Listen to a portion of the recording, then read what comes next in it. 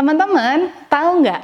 Kalau orang-orang yang tidak setuju dengan ide Anda, itu justru adalah sahabat terbaik Anda sebagai seorang inovator. Loh, kok bisa? Mari kita kupas tuntas di video berikut ini.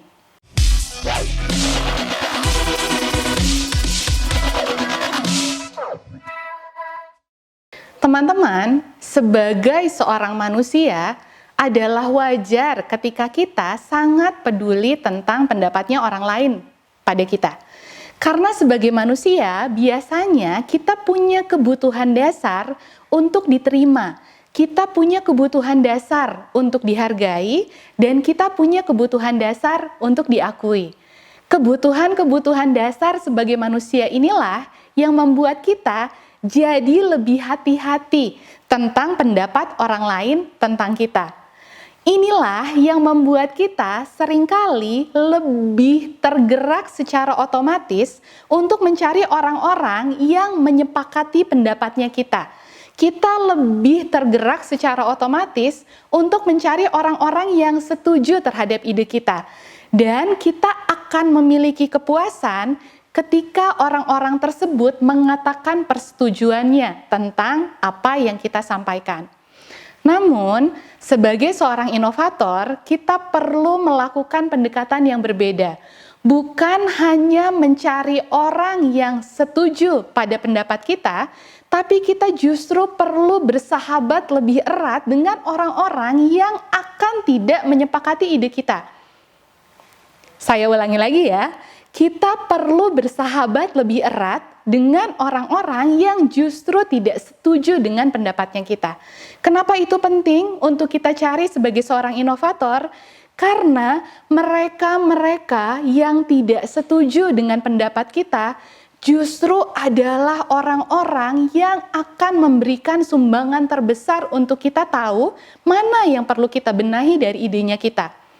Tanpa mereka, tanpa orang-orang yang menyampaikan pada kita tentang ketidaksetujuannya, kita akan merasa ide kita sudah sempurna. Tanpa orang-orang yang tidak sepakat dengan kita merasa ide kita sudah ide yang terbaik yang bisa terjadi. Dan akhirnya kita tidak akan menghasilkan ide-ide lain yang lebih baik lagi dari ide kita sekarang.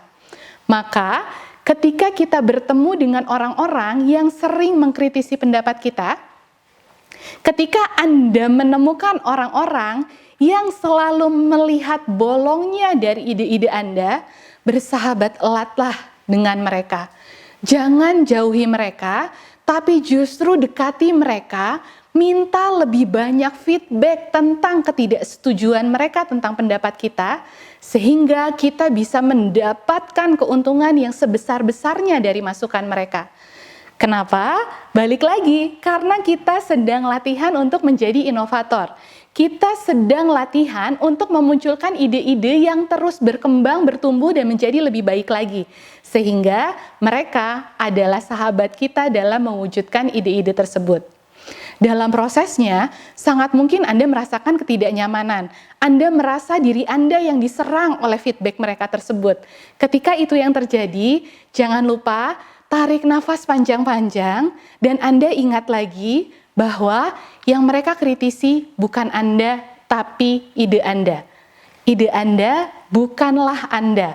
Sehingga Anda akan lebih bisa berjarak terhadap feedback tersebut, terhadap ketidaksetujuan tersebut, karena ini hanya sebuah upaya untuk memperbaiki ide Anda. Selamat mencoba.